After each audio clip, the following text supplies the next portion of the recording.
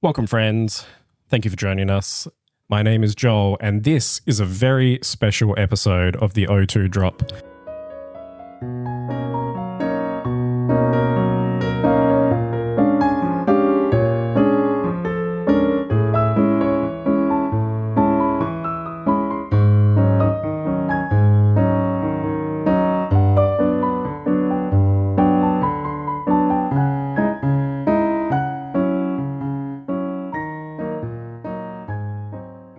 This evening, I am joined by previous guest of the show, Aaron Cole, Howdy doody. previous co-host of the show, Sliff, Hello. and two very special guests who we're speaking to all the way from America. We are joined by Chris and Kevin Hahn. Hello. So to get started here, gentlemen, we would just love to find out how you both discovered Pokemon. I think I got into Pokemon because of Chris, so I'll let him explain the first half. I started playing with X and Y, and then I didn't play any VGC back then, so I just played the game by myself. And then when Sun and Moon came around, I ended up going to, I believe it's the 2019, no, it's the 2018, sorry, Philadelphia Regional. And that was during the 2019 season, so you could use like restricteds and stuff. Yep. So my dad took me to that regional, and I ended up going like 0-4. I don't have any legendaries, and then I was playing like against the Kyogre with my Vaporeon, I remember. Yeah. But it really I still had a good time, and it showed me that like there was still work to be done, and I really just I played a lot of Showdown. I played a lot of on the DS back then, Yep. and then that's kind of how I got into the game, I guess. Nice. So obviously by the sounds of it, your first introduction to competitive, you weren't quite ready for competitive. Was that basically the start of your competitive experience? Yeah, I would say so. That's like the first time I ever touched competitive Pokemon, like playing against another person. Nice. It was when the bug bit. Yeah, the bug takes us all. What about yourself, Kevin? When did you get started with competitive Pokemon?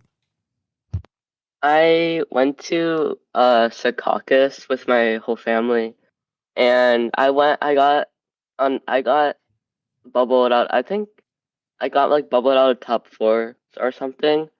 So I ended up getting top 8, which back then was enough to go to Worlds.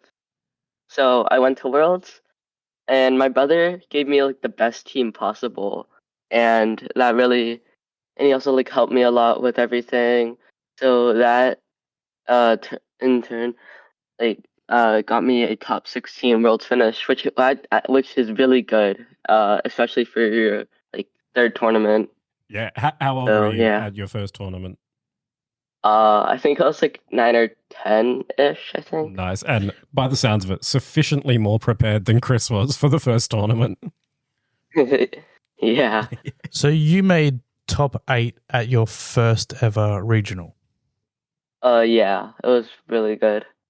Amazing stuff. Well, no. Oh, I guess technically not, because I went to Daytona Beach in like 2019, I think. I only when there was a bye, but I think I didn't really play much after that until Secaucus. Nice. So very early starts. I don't think I got into VGC until I was basically in my 30s. And Aaron, I think it was because of your children. Yeah, I only got into VGC because of the kids. So what is the favorite Pokemon of each of you? Chris, did you want to go first? It's definitely a tough one. I'd say for a long time, my favorite Pokemon was Mimikyu, because Sun and Moon was kind of like one of my first games, and I remember I lost to the Totem Mimikyu quite a few times. What about yourself, Kevin? My favorite Pokemon's Dracovish, I think. It might be a bit obvious. I was going to say that's the plushie you keep with you for all events. Yeah. And favorite competitive Pokemon to use? I think Amoonguss is definitely one of my favorites so far. Like it's just such a good support, and they gave it like a lot of good move recently. Yeah, absolutely. One of our local heroes, Kieran Singh, figured out that in 2024 he got 98% of his CP with Amoonguss. So definitely a popular competitive Pokemon. What about yourself there, Kevin? Yeah, I like Amoonguss too, but I'd definitely say my favorite competitive Pokemon to use would be Calyrex Ice because it's so like you can set up Trick Room, you could stay out of Trick Room, and you have just like you have like a lot of options with Calyrex Ice. Yeah, absolutely. We're big fans of the horse. Yeah, it's a very good choice. Yeah, really good point on Calyrex Ice being so versatile. Yeah, and it's just so bulky that it can sit there being slow, but still just be a menace. And who doesn't love Glacial Lance clicking? Yeah, exactly. Now, of course, Kevin, you are the reigning junior world champion for 2024. I believe anyone listening to this would know for sure that your 2024 season was extremely dominant. It's something that's spoken about a lot here in Western Australia. We are big fans of you personally. Watching the way you play at such a mature level that would put some of us adults to shame.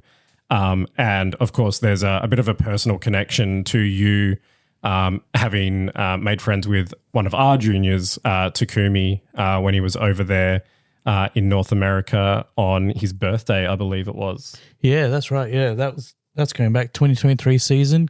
Chris and Kevin took Takumi aside to help him with his finals prep.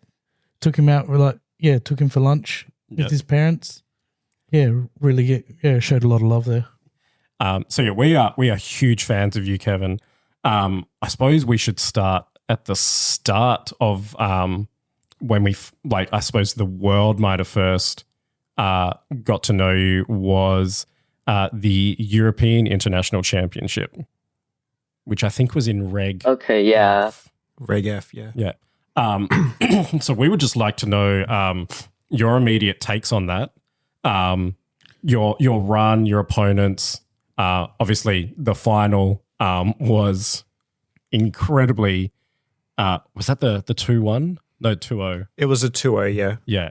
Before we get into that, can I just ask you, Kevin, how many events did you win last season? I think I won 7 events, which is really insane. Yeah. So 4 regionals plus 2 internationals plus worlds, and a top 4 at the other international. Yeah. Or was it top 8? Sorry. I think that was. Yeah. I think that was really insane for me to take in. Even like for regionals, that was really good to me. Last season I did really well as well, but I didn't win any internationals, and that was what I really wanted. So EYC, that was like a dream come true to me because I got to be on stage. It was so much fun, and that was like my 3rd time to London, and all of those times it still felt amazing. Can you guys think of anyone else who's had such a dominant season? No. Like the one season? 4 that regionals, is, 2 ICs, worlds. Can you think of anyone else? I don't Well, even I think, in like, TCG I can think of any people. JMR. I think like JMR won like all of the internationals in a season before. Justin Miranda Radboard, yeah. He was the only other one. Yeah, he's really good. I think who's had a junior season that was on par with Kevin's this year. That's insane. I don't remember what year that was, though. Maybe back in 2019. I think it was pre-pandemic when he really, really took off in his career. But other than him, yeah, Kevin, like one of, if not the most successful seasons in VGC history, period. Definitely worth remembering. Absolutely. So, yeah, your team at EUIC, we'd love to know your prep into choosing your team, and then how you went in the that tournament at EUIC. As much as you can remember, we would love to hear. Yeah, okay. So I think back then I used like Farigiraf, Bloodmoon, Ursaluna, but it was also paired with like Ogerpon, Wellspring, Incineroar, Fluttermane, and Urshifu Dark. And I think I used a really old team. It was from like a Victory Road tournament like a month or two before EYC. So I was actually considering switching at the last moment, but I just had so much experience with that team, especially since I won Knoxville with it, that I decided that it would give me a really good shot of winning the tournament. And yeah, So who helped you with your team prep for that tournament?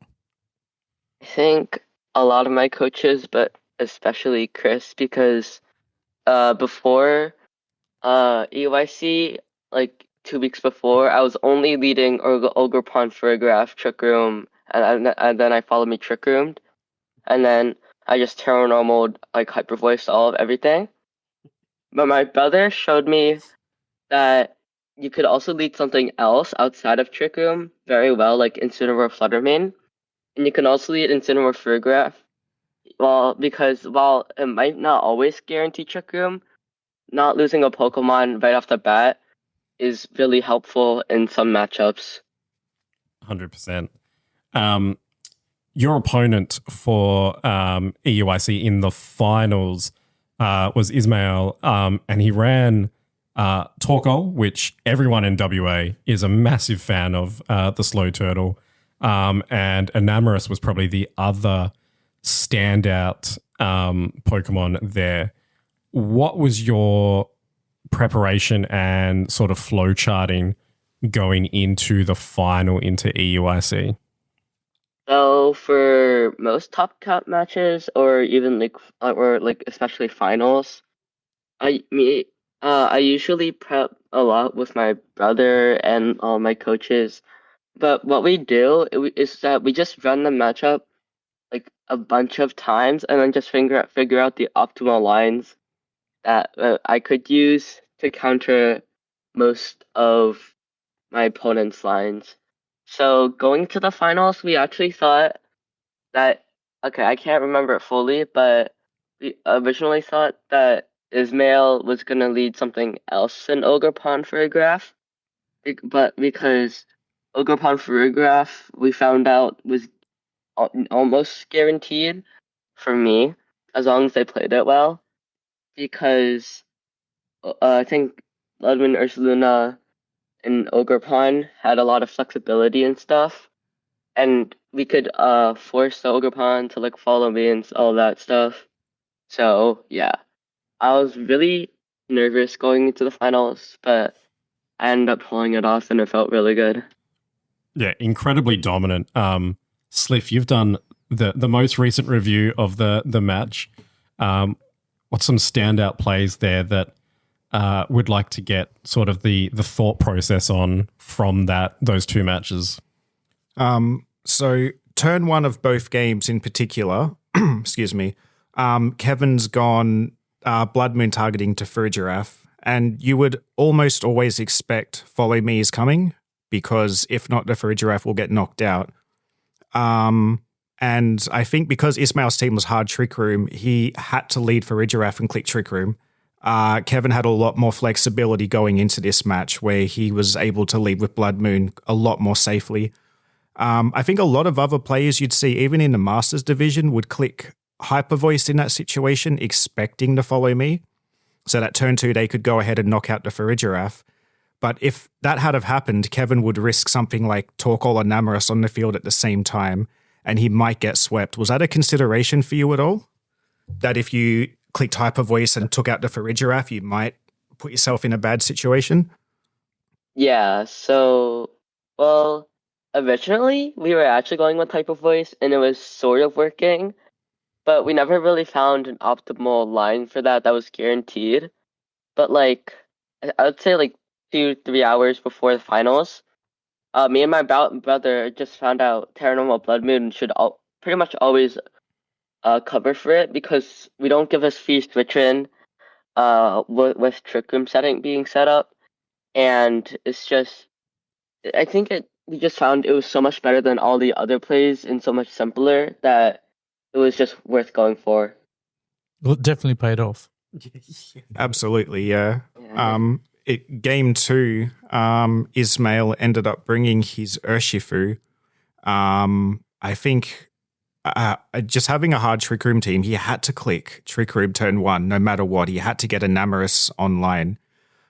Game 2, I wasn't quite sure why he brought the Urshifu, but it just went down to the Blood Moon. 2 Hyper Voices, that was the end of that. When you saw Ismail bring the Urshifu game 2, were you confident at that point that you could win the set and close it out? I think I was, because my Ursaluna always underspeeds it because of its speed stat, and they can't Terrorark Sucker Punch because I have Follow Me Ogerpon on the field. So yeah. So even if his Urshifu was minimum speed, it would still not outspeed my Blood Moon Ursaluna, which could just KO it. It's very good information to know. I did notice that your Ursaluna Blood Moon was not minimum speed. We saw the interaction between it and Ismail's Farigiraf being slower. What was the reason behind going for a neutral nature rather than minimum speed on the Blood Moon? So I didn't go minimum speed because I was expecting other juniors to run Ursaluna Blood Moon, and I actually did face a Blood Moon team on the way, but I think their Blood Moon Ursaluna was close to min speed or min speed, so my Ursaluna Blood Moon was faster than that, and it helped a lot. So yeah. So you can just take it out before Trick Room goes up, have the advantage after Trick Room. Yeah, and also I wasn't max speed Ursaluna Blood Moon, which meant I'm faster than all the other Ursaluna Blood Moons in Trick Room, but I can still function under Trick Room. Right. Awesome stuff. Nice. Now, Chris, we shouldn't ignore you because you had a very good run of international championships last year as well, getting a top 16, a top 8, and a top 4. What was your EUIC run at the same time as Kevin's there? My UIC run was obviously not as good as Kevin's. I won the first 3 rounds, and then into lunch break, I pulled a couple of bad matchups. And just because of how my res worked, because I lost like the 2 matches after lunch break, there was no way I was gonna be able to make the top cut, unfortunately. But I played it out anyways, and I ended up going like 4-2, I think. And I think I got exactly 9th or something to miss the top 8. The curse of the lunch break, man. I swear I never won a game after lunch break, hey. I mean, at our locals, we never have lunch breaks.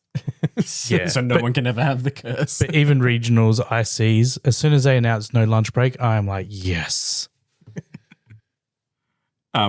What's your personal takes on lunch breaks? Obviously, the events that you gentlemen would take part in are much bigger than the ones we get here in Australia. I think we top out at about 400 in Melbourne for VGC, and VGC regionals in America are often, nearly 1,000 masters and a couple of hundred junior seniors as well.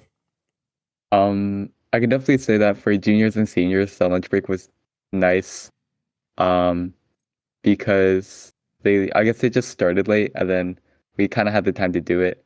But for like Baltimore, I think it's better not to have a lunch break because we still ended around like 7 p.m. So if we had a lunch break, we would have ended at like 9 p.m. that day, and it would have been way too late. That's right, because Baltimore was your first event as a master, wasn't it? Yeah. Yeah. How different was that from going from senior to master in VGC? I mean, it was just like, it was so different. I can't even describe it. First of all, I played 8 rounds the first day, whereas if I were a junior or senior back then, I probably would have only played like 5 rounds. And then obviously like the level competition is a lot higher. I would say it's definitely a little easier to play, honestly, because like it's a lot easier to read some of these masters, because they're thinking at a high level, and I can kind of predict off of that. Yeah.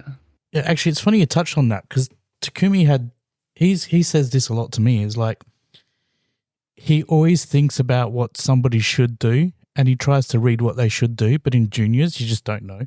Yeah. And he always be like, oh, I clicked this because I thought that they were going to do this, and they should have done this, and then they do something different, and it just bites you in the butt. So it's really interesting that you bring that up Yeah. about the seniors and masters difference. I definitely felt that at Senior Worlds this year, honestly. It's like a high power level format because they're single restricted, and I just felt like it was difficult a little to read some of their plays. Yeah.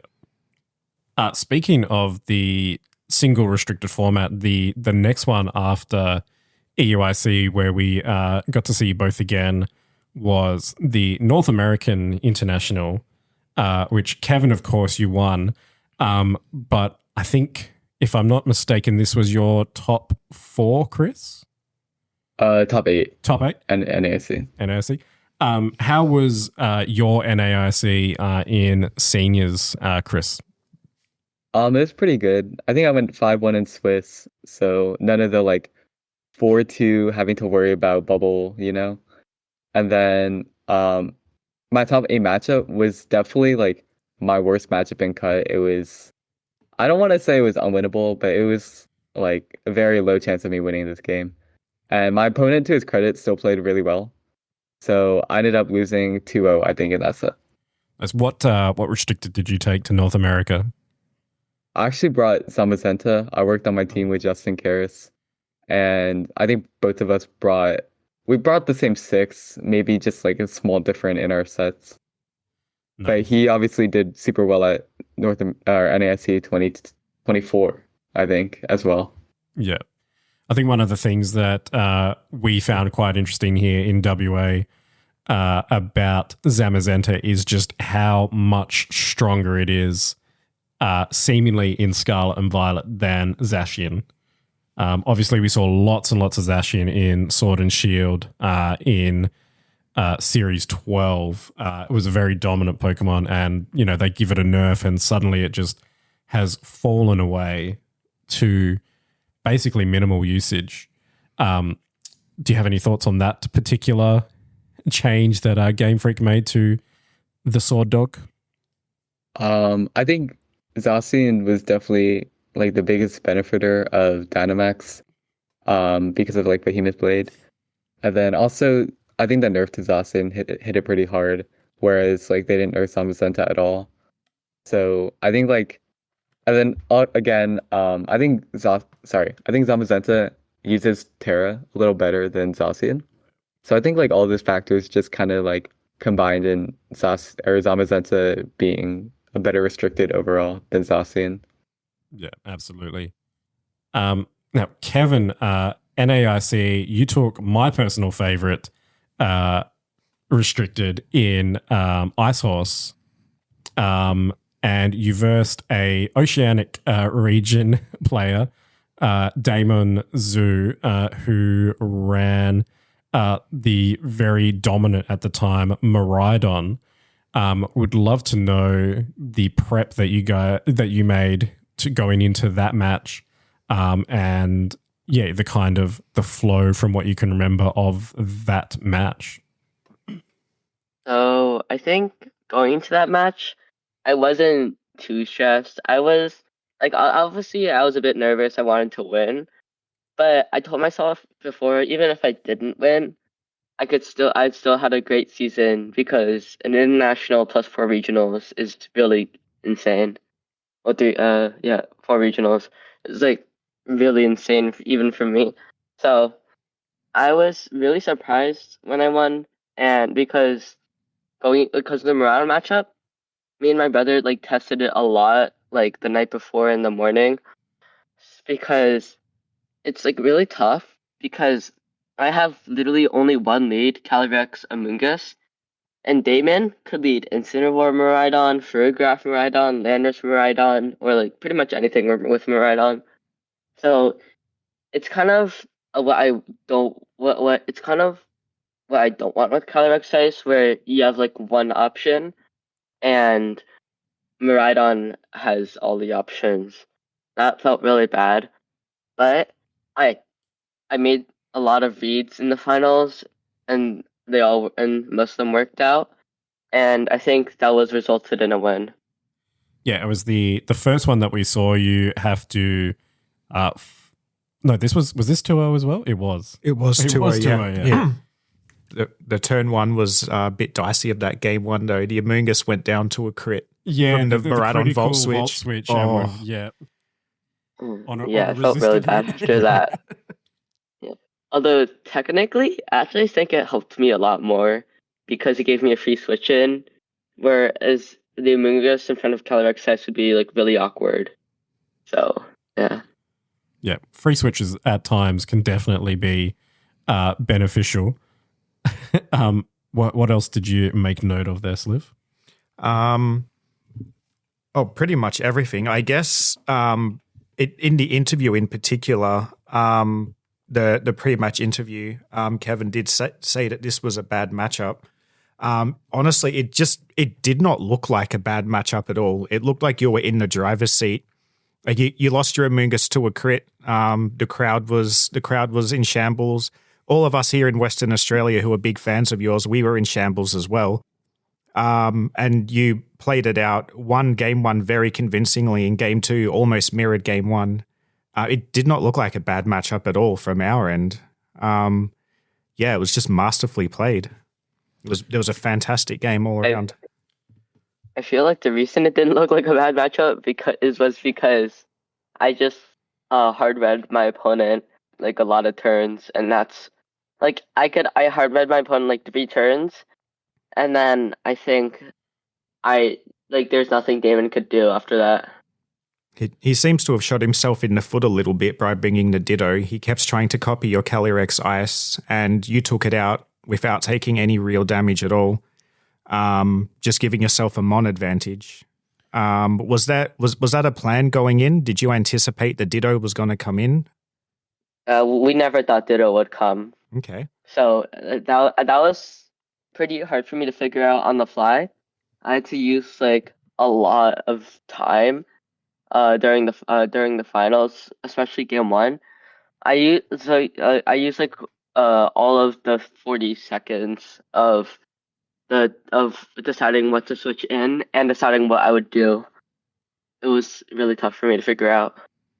Excellent. And probably worth noting, you brought the same 4 mons in both games, as you also did in your EUIC run as well. Same 4 mons in both games, and it paid off. Very well played. It was very fun to watch. We were all very happy to see the victory there in WA. Yeah, I remember watching that game quite vividly, and I definitely felt like, yeah, it was one of those games where you just had your opponent's number, like you knew the reads, like it was almost like you were in his head. Other than that critical hit at the start, I don't think there was anything else. There was nothing else that bothered you on that one. And considering that Damon was going in undefeated as well, and Kevin had gone in on 4-2. Kevin, did you play Damon in Swiss at all? Was he one of your losses? No, I did not. But I watched one of my friends play him, and he sadly lost. I could see that the Ditto giving a lot of other juniors hassles. Yeah. I think it'd catch a lot of kids off guard. It's definitely annoying. Yeah. Sorry. Also, if you run Maridon in juniors, you're guaranteed at least one win because most of the juniors can't really handle Maridon. So yeah. Yeah. It is the stat stick of the format. So North America was the end of the regular season. What was your favorite event from the 2024 season? We'll start with Kevin. I gotta say, before Worlds, I gotta say UIC because it was my first international win, and then after I went UIC, I really felt like accomplished with myself because like sure, yeah, you can win a lot of regionals, but you can't really. But even if you win even if you win like 4 regionals in juniors division, you can't really make that go public online Yeah. because because it's not like streamed or anything. So I think EYC. You're also undefeated at EUIC as well, which is just incredible. 8-0 in Swiss, and then undefeated run and 2-0 in finals. It was an excellent tournament. Yeah. What about yourself, Chris? Your 2024 season, from memory, included 11 top eights, I think, with 4 of those being top 4s, and your Vancouver regional win as well. Yeah. I'm pretty sure I top 8 every single regional I attended last year. Wow. That's And insane. then Jeez. top 8 or better, I guess. And I think honestly the highlight of my season was just like LAIC 2024. Because I feel like the team I brought was just so good, and I think I played so well that tournament. Would you like to Um, share what you and like brought it to sucks. LASC? Yeah, for sure. It was Golden Go Clefairy, which I think was like not really on the radar at the time. And then I also ran like Roaring Moon for speed control, and then I had I think Rillaboom and Hisuian Arcanine. Um, and I think that team was just so fun. Like you had a lot of different ways of playing it, and it felt pretty strong. It sounds like something I don't want to play against. Regulation E was a different timeline for sure. Yeah. Chris, did you match against, since he was mentioned earlier, did you match against JMR at any point during your 24 season? Because I think he won NAIC. Yeah, I think I lost. I think I lost to him at it was the first event of Reg G. I don't remember where that was, but I lost to him at that LA? event. Oh, Indy? It must have been LA, I guess. Maybe he was there too. Yep. Yeah, it was LA. I lost to him at LA, and then I don't think I actually played him any other times in the 24 season or 23 season. But I know I played him in no, sorry, I played him at San Diego in the 23 season. In 23 season, okay. Yeah. Okay, so that goes on to Worlds 2024. Now, in WA, we had 2 Masters and unfortunately someone who was 14 points away from an invite. And we were keeping up with the lead into Worlds, all the online tournaments that were happening, and all the various practice. And even for those of us that didn't attend, watching the meta of Regulation G move very fast in the 4 weeks before Worlds.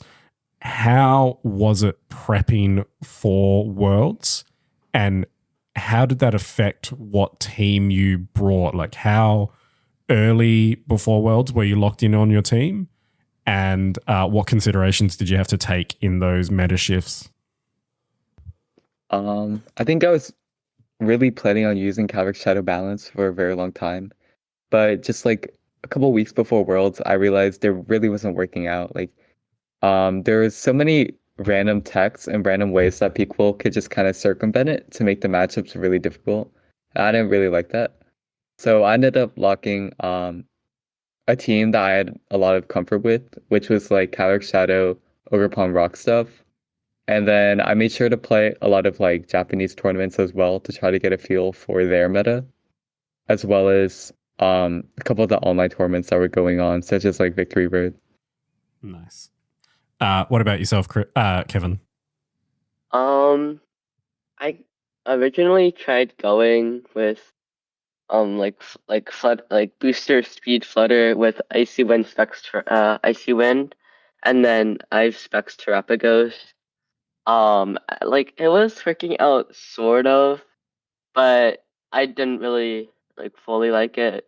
It was originally made by me, but like I knew what it was all about, but like the icy wind misses, it was just really inconsistent.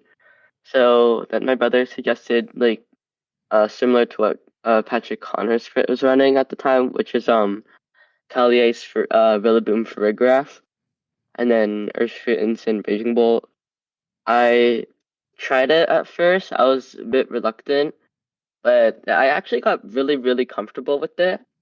And then one day I hit like 1500 on Showdown Ladder, and then that was like when I knew, yeah, I should bring this to Worlds. It's really strong. 100%. Now, your change in your Worlds team versus your NAIC team was fairly minimal. You changed your Urshifu from dark to water. I think you got rid of Rilla. Sorry, you got rid of Amoongus for Rilla and then got rid of Fluttermane for Incin. Wait, no. The Incineroar and Urshifu had different terrors. It's the Farigiraf and Rillaboom that were changed. Amoongus and Palapa, I think, were the mons that were switched out there. Sorry, my notes are a bit hard to decipher.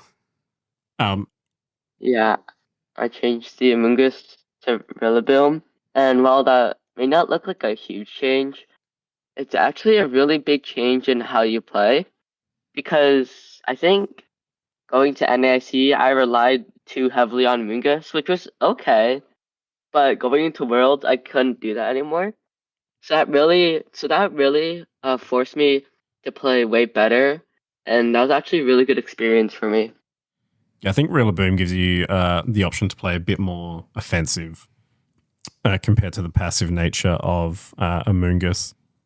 But obviously a very good team because we know the result that it had. But before we get into that detail, Kevin, Chris, how was your 2024 Worlds? I had the round one bye, and then I had two pretty close sets to go 3-0.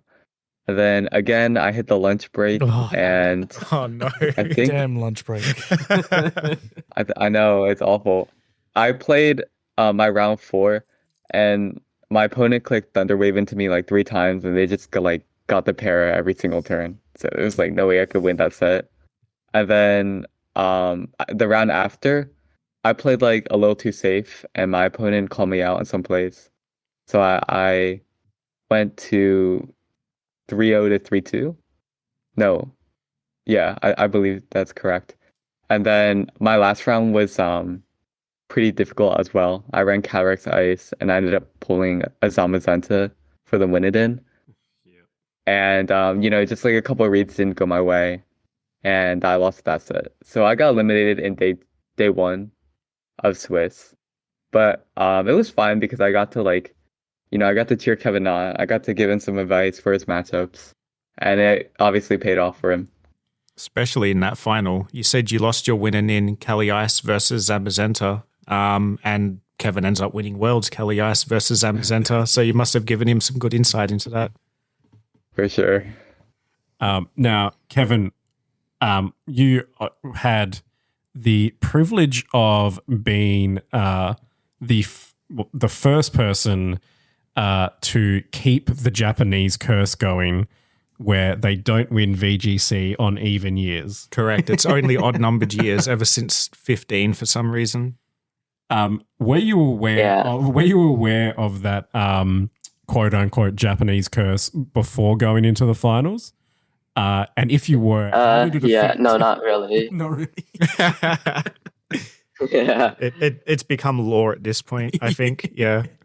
There was something going on with TCG as well, where it was like every 5 years or something, the Japanese win the world championships. Yeah. As well. I think it was like every 6 years, Japanese wins. Yeah, something crazy like that. Yeah.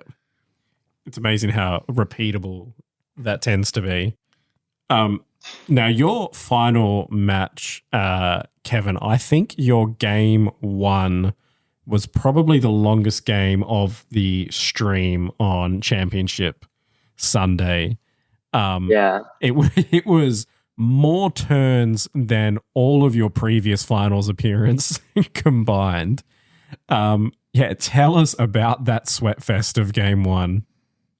Yeah, game 1, I did not make any reads. I was playing, only when I desperately needed to make reads, I went for them. But I definitely should have played more aggressive, and that's what I recognized. That was really stressful for me every single game, every single turn, until it got to the last couple of turns. I realized my only out was if my Urshifu lived, I think it was like 53-ish, it's like 55-ish HP. And if it lived the burn Zamazenta body press, and it did not. So that was like really stressful. I could hear the crowd through my headphones because that was like, It- yeah. It looked like it was But after stressful that, for I calmed Tatsuya as well. down. Yeah. I was actually I calmed down and stuff. So yeah, then I recognized that I played too passive. in the crowd for that. I was one of the first people through the door on Championship Sunday in the morning. Got primo seats, middle of the row in front of the VGC because that's the best place. Even though I watch TCG, you sit just on the side so you can see the TCG screen, but you're in the middle of the crowd for the VGC. And it was nuts during your game, man. It was absolutely insane. The oohs, the ahs, the screams. Like, it was crazy. That game one had everyone on edge. Like, yeah.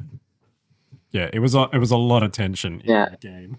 It had all of us on edge as well. Here in Western Australia, we went a few hours down south as a community, and we had a group watch party. It was about 16 or so of us watching, and I think it was about 7 or 8 a.m. when finals was on, and me and a couple of my friends went and woke everybody up and rallied everybody, and we were all cheering and just going off during that entire set. That game one, we were cheering for you the whole way. We were praying that your Urshifu would live that body press on turn 16 of game one, and Tatsuomi's got his fingers crossed praying that it gets the KO, and we were like, no.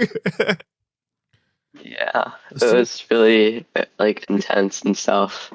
So what did you do? Like, how did you turn game two around? Like, what did you say at the start of game two? What was going through your mind? What was going through my mind? I didn't even recognize, like, on the stage, I didn't even recognize that game one was so long. I was like, oh, I think I should adjust. And since turn one of game one, I went for a Terrago's parting shot, predicting the Zamazenta would switch out to Chiyu, and they just protect fake out. So that was really bad for me. I basically burned Terra with no use. So I was thinking to myself I should preserve Terra. But then he ended up actually using like Chiyu Zamazenta. And so we also had a line for that, which was Terrafire, the Calyrex, and Trick Room plus Fake Out, and Fake Out to Zamazenta. And then after that, I got Trick Room up and stuff. He actually targeted my Incineroar, predicting the Terragos with the Dark Pulse. So from there, I was like, okay, I should go for high horsepower plus knock off into the Chiyu. But then I got flashbacks from game one. Every time I did something like that, he would always just switch out to Rillaboom, which is a good play. So I just really thought he would switch to Rillaboom, and I clicked Glacial Lands, and I don't know how I did it. And then he switched to Rillaboom, and I felt so happy. Well, when he swapped to Rillaboom, I thought he would also go for Wide Guard, so I was a bit worried about that. But as soon as I saw the Glacial Lands come out, I knew that I probably had the game. Yeah, that was such a hype turn. I remember watching that at the time, and I've watched the replay recently. Huge turn where just the hard read went absolutely right for you. And I think you're right. That really was pretty much locking in that game at that point, because in game one, Tatsuomi used that Rillaboom basically to his advantage for the whole game, moving it in and out wherever he could. There was a lot of switching and a lot of protecting in that game one. There was a lot of reads to be made, yeah. And then game two was, it was crazy. That was over pretty early game two. It was crazy to see a 16 turn game one that almost went to timer. And then game two, by turn two, I think it was locked for Kevin. And at that point, Tatsuomi was probably just playing, maybe thinking he could bring it back and make a read, but also just get information on what Kevin's strategy will be going forward. And then game three, Kevin was the one that made the adjustment. That was high risk, high reward, and the reward was winning the World Championships. Yeah, tell us about your game 3 adjustments, because I think it was Urshifu lead with Calyrex. Yeah, You for adjusted for Calyrex. in game 3 there. Yeah, tell us about that thought process. And yeah, I'm gonna be sorry, go ahead. I'm gonna be completely honest. I did not think it would work, and I was like, okay, so I thought, so before the match, my brother was like, if you're ever in, like, if you ever want to adjust, maybe adjust to Urshifu Calyrex. So I thought Tatsuomi would lead Rillaboom Hamazenta because that's what he won game 1 with. Um, so I thought I could use coaching onto my own Calyrex and like boost its stats to like a ridiculous level. But I saw the Chiyu's on Macenta, and that was really strange for me. So so there, I thought he would Terra Ghost the Chiyu. So I went locked in Terra Water Surgeon Strikes, and just to cover for the Real Boom switch in, I clicked Glacial Lance as well. But he ended up not tearing. Terrestrializing. I think she was predicting U-turn. But I don't really see any reason why I would do that. So yeah. For Tatsuomi, if you losing one Pokemon off the bat was really bad for him. He needed to like live with the Chiyu and stuff to apply pressure later in the game when my Pokemon are weakened. But I just took it out turn 1, and I think it snowballed from there. Since I also got like a lot of reads right. When you took out that Chi, was it going through your mind like, hey, I've got this. This is in the bag now? Or did you feel pretty confident? It's all... Not well. From there, it's not really guaranteed. Although it's still a good position nonetheless. So I just kept playing out from there. And I think game 1, I did not play like a good Calyrex Ice player. If you're running Calyrex Ice,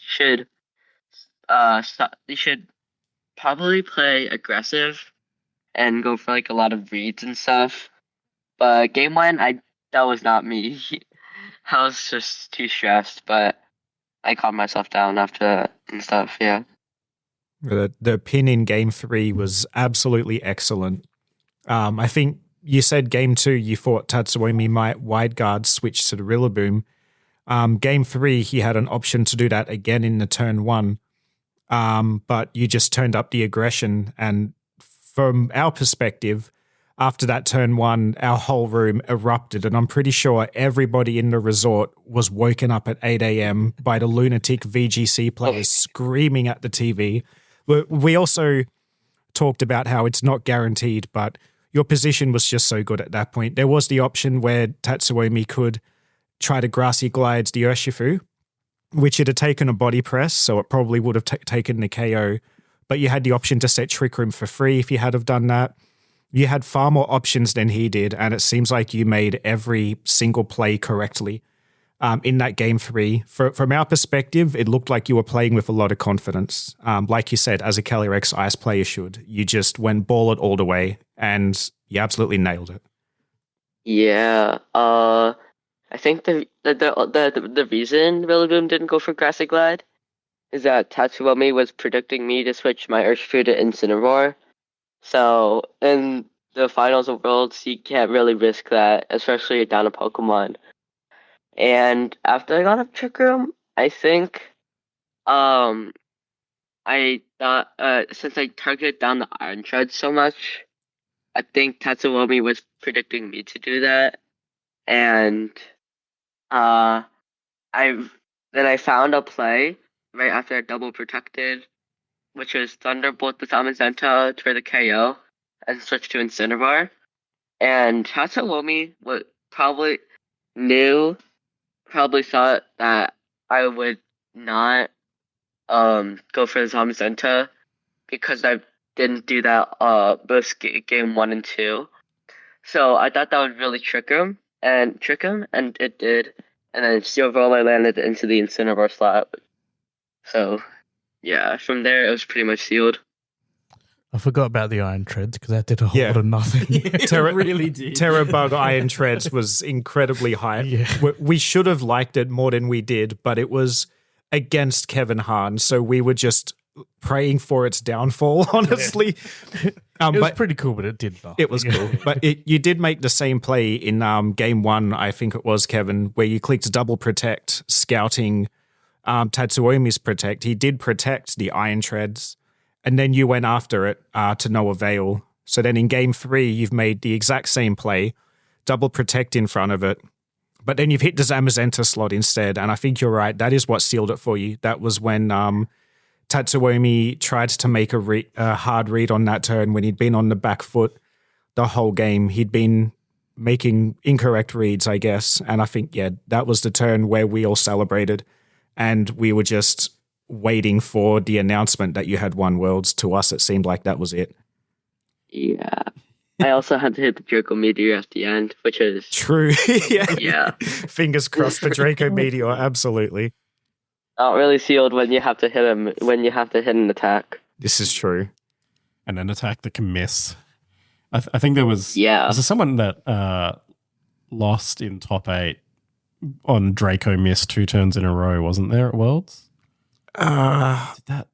I don't recall immediately off the top of my head, but it sounds like something that absolutely would happen in the game of Pokemon. Yeah.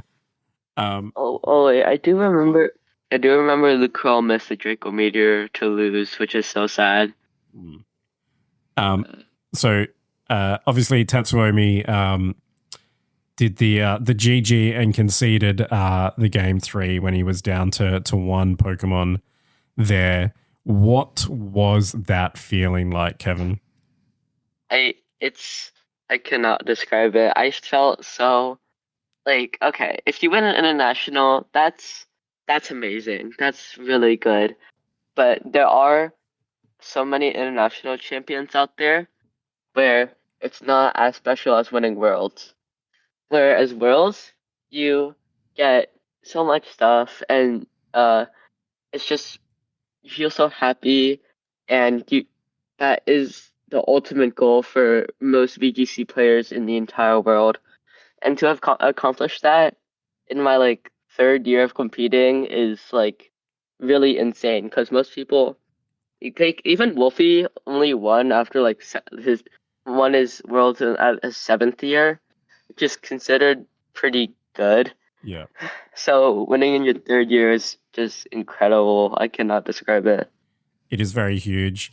And there was a great moment that we didn't actually get to see until Baltimore, where they did some crowd shots after your win, Kevin. And Chris, you looked like about the happiest person on earth for Kevin's win. Tell us about your feelings during that final match. I mean, just standing there, I was I don't know if I could be more proud of him. He just accomplished every person's dream in Pokemon, and he did it at the age of 12.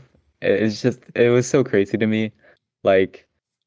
Thinking of how far he had come too, especially from not really knowing much about the game. I had to teach him what stats were and what items were, and then now he's just on his own too. I can't take all the credit. Kevin has worked so much for this Worlds, and it just paid off in the most amazing way possible. I just couldn't believe it. Yeah, super huge. And yeah, to see a family going that well together. We always like to throw out the word dynasty in Pokemon when there's siblings or even just distant related. How do you guys feel about the potential of a dynasty being attributed to you two in VGC? Kevin, do you have any thoughts? I don't know. I think the con maybe I think there's a running joke that instead of the Khan dynasty, it's now the Han dynasty because Nicholas Khan and Christopher Khan. Nick and Chris, yeah. Absolutely. That is what we refer to them here. Yeah. the Khan Dynasty. They- Actually, I just want to point out as well, like your speech at the end as well, giving the thank you and the shout out to your brother as well. I thought that was really awesome. Oh yeah. Yeah, well, I wouldn't even be there. I wouldn't even be in the venue if not for him. Like, I wouldn't be competing at all. Nice. So 2024 was the last season in juniors for yourself, Kevin, and last season in seniors for Chris. And we've just had the first big regional a couple of weekends ago at Baltimore. I believe, Kevin, you got a top 8 finish in seniors. Yeah. Yep. And Chris was top 8 as well. He certainly was. Masters, yeah. I've been waiting for this one.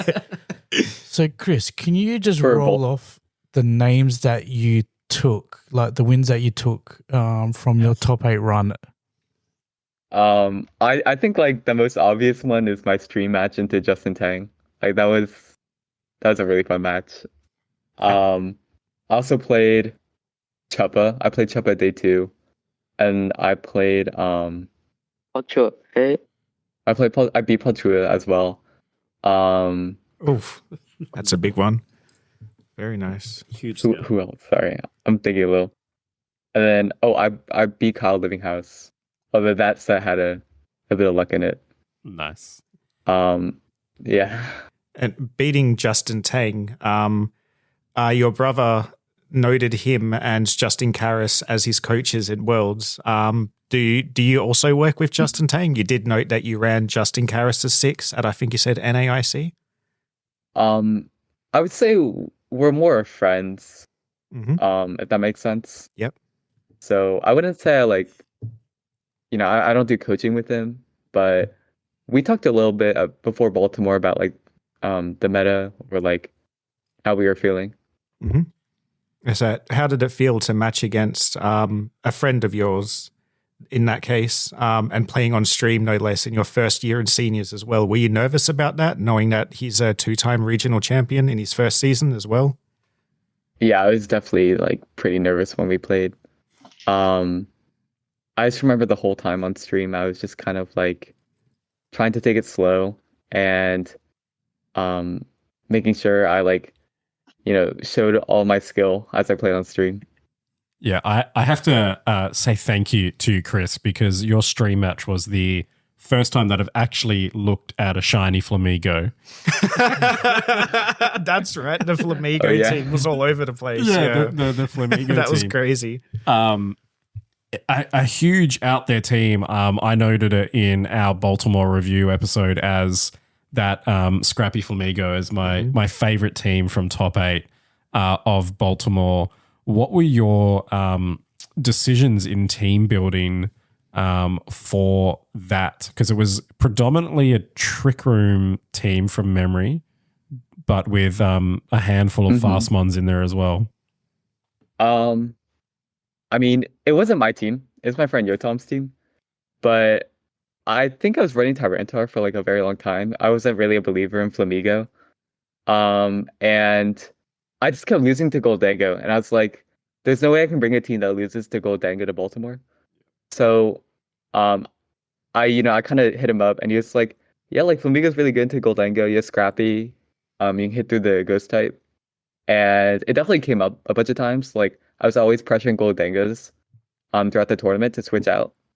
And then I think the other thing was that it kind of improved like the hard Trick Room side spam matchup a lot, because you have options with wide guard.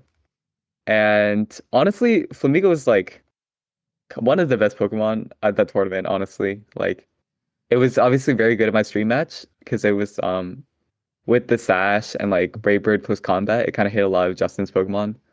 And then I think I brought it to like my Mouse State matchups as well. Yeah, very cool Pokemon, very cool flex in this regulation H that we're in.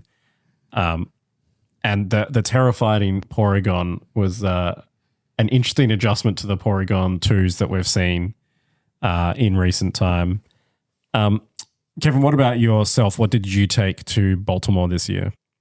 I took something really similar to Chris, but I didn't really know of Flamingo at the time, so I ran Pelipper because thought I would play a lot of Tyranitar, and it also helps with the Hyflosion matchup and Hard Trick Room. So I ended up not playing any Ursaluna Tyranitars, but I did face a couple of Hyflosions, and Pelipper really helped there.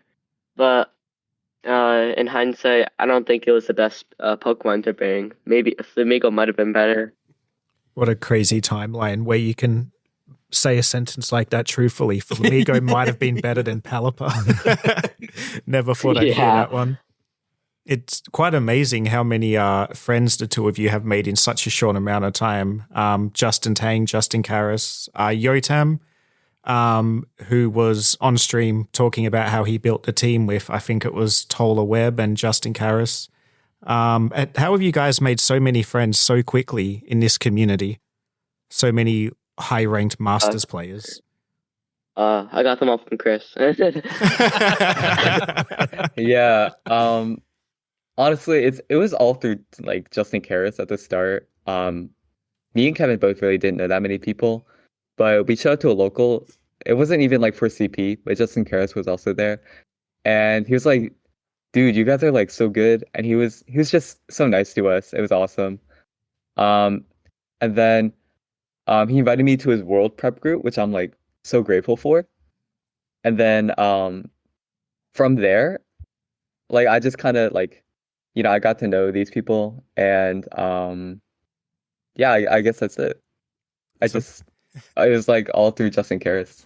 It's amazing. Justin Karras shows up to a grassroots one day and ends up befriending the future 2024 junior world champion and his brother, who has his own set of accolades as well. A little bit of luck there, which is ironic given that VGC can have a few roles here and there. Yeah. I remember that. I think it was back in like Reg D or Reg B, like a while ago. Yeah, it was a really long time ago. I remember I ran Massol D Night at that tournament. Nice. Hey, I did as well at a regional, but I don't want to talk about that. It wasn't as successful as yours. That's awesome. Just out of curiosity, how many hours a week do you guys play? I think it's not really that. It's just if you play enough games on ladder where your skill level is high enough where you can spend more of your time like building a team, I think that contributes a lot. 100%. So at the time of recording right now, it's 10 a.m. for you guys. It's 10 p.m. for us.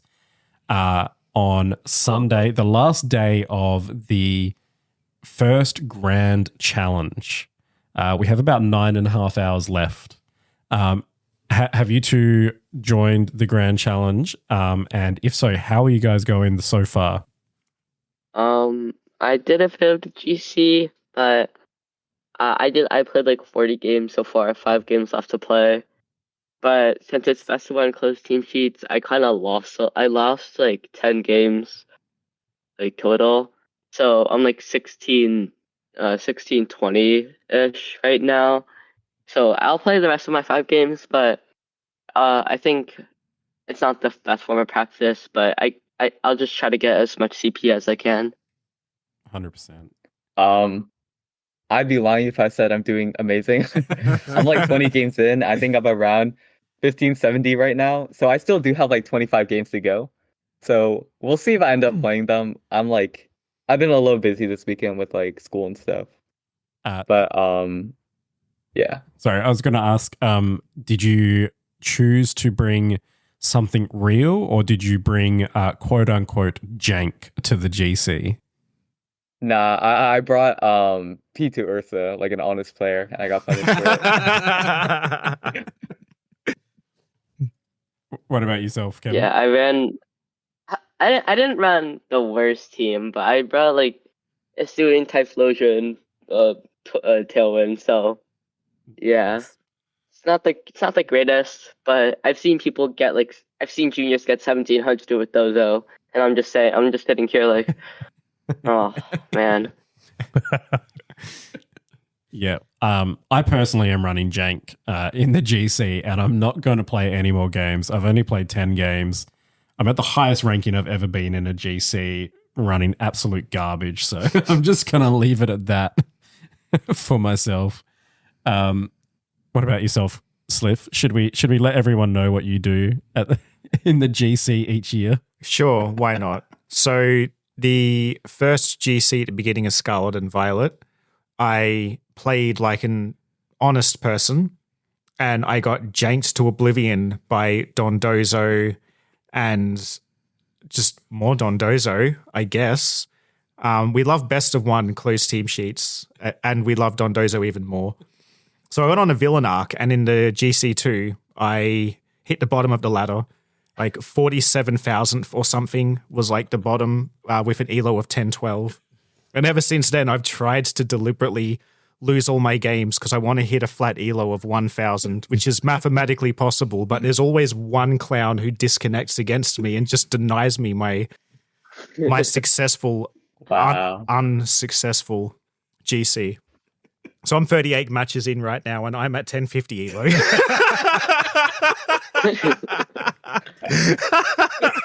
So does that mean you're gonna hit it this year? It's possible. I guess we'll find out tonight when I go home. Those diminishing Wait, do you want returns. to hit like 1,000 or below, or just 1,000? I don't think it goes any lower than 1,000, so I'm trying to hit 1,000. Oh, Because the first time I tried it, being at 10-12, even though I was the very bottom ranked player, I was exceedingly angry at the one player who disconnected giving me a win. But we'll see how it goes. Now, Aaron, you don't really do VGC, but you've got a few kids. Yeah, I've been trying to follow it. I really struggle with the closed team sheets, this format. I've been watching a lot of Takumi's games, or just peeking over his shoulder a little bit. He was saying he struggled with Dragonite, trying to predict whether it was Terra Flying Terra Blast or Terra Normal E-Speed. Mm. And I think it was just getting in his head a bit too much. But I think he ended up finishing. I think if you're struggling in the GC, you're probably a good person. Yeah. It is very interesting, though, because we get 8 of them this season. So they can be worth a huge chunk of CP in a season where it's top X now. It's not a qualification limit. So it is a format that VGC players have to become good at to make sure that the people that they're trying to get invites against don't outdo them. So how are your thoughts for the remaining 7 Grand Challenge and Global Challenges that we're going to have for this 2025 season? I don't know. You don't want to become good at best of one, CTS? No. I think it's I want definitely to stay in Showdown. you definitely have to be good. Like you definitely have to get good at these. Like I probably would not be playing these GCs if not for the fact that you have to be top 75. Yeah. But I mean, if you have 7 chances, like there's a good chance you'll do well on the couple. And yeah, I mean, like if you have the time, it's good to do it. Yeah, 100%. Yeah, I feel slightly guilty of building jank and doing okay. I'm in points range at the moment, but you got to do what you got to do.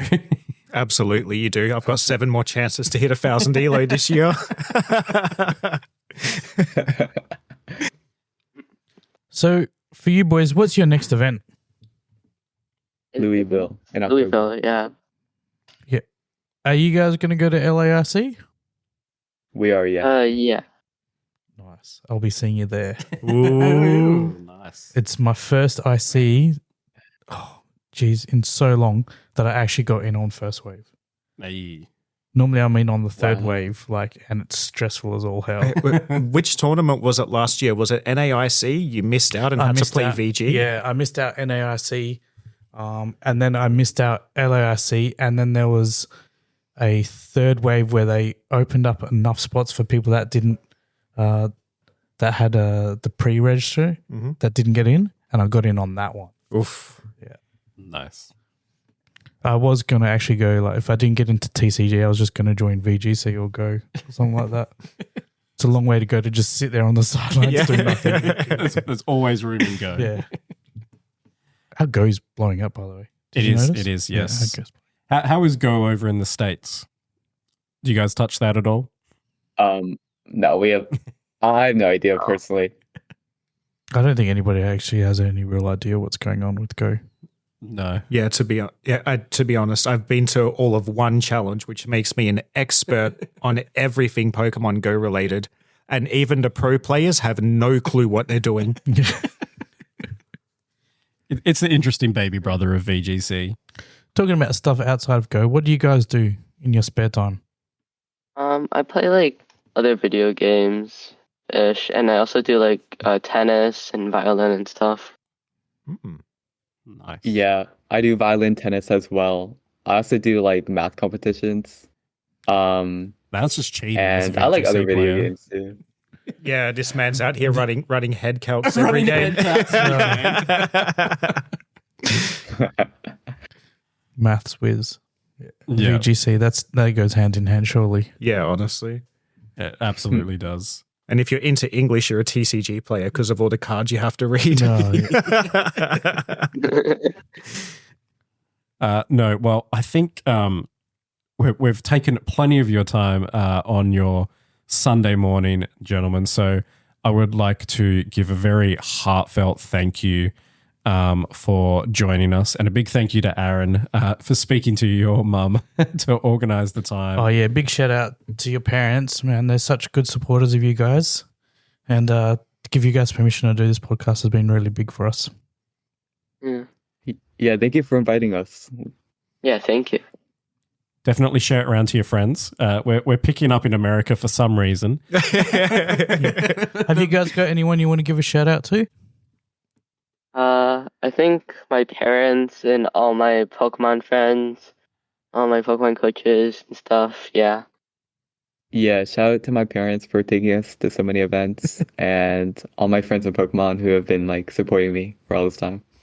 Do you ever get sick of getting asked to give shout outs with how much success you've both had? No. Yeah.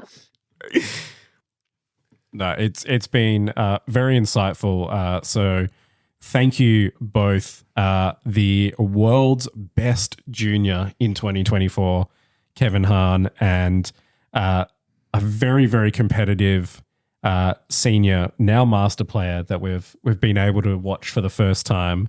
I'm still blown away. Top 8 first regional as a master. yeah, It's huge. That's crazy. Even Nick Khan, when he first aged up to Masters, he had a really, really slow season. Yeah, it's crazy. All of Western Australia will be watching you guys' career for sure for as long as it goes on. Nice. Yeah, thank you, gentlemen. It's been a privilege, and thank you to our listeners for tuning in to this episode. We appreciate your support, and would love for you to join us again. If you aren't, definitely follow us on Twitter at the O2drop_VGC. There you will find a link to our subscription service if you're interested in our bonus content to support the podcast. To our most recent subscriber, Jamie Hodge, thank you for joining the Bottom Cut. The support goes a long way to making sure that we keep this podcast going.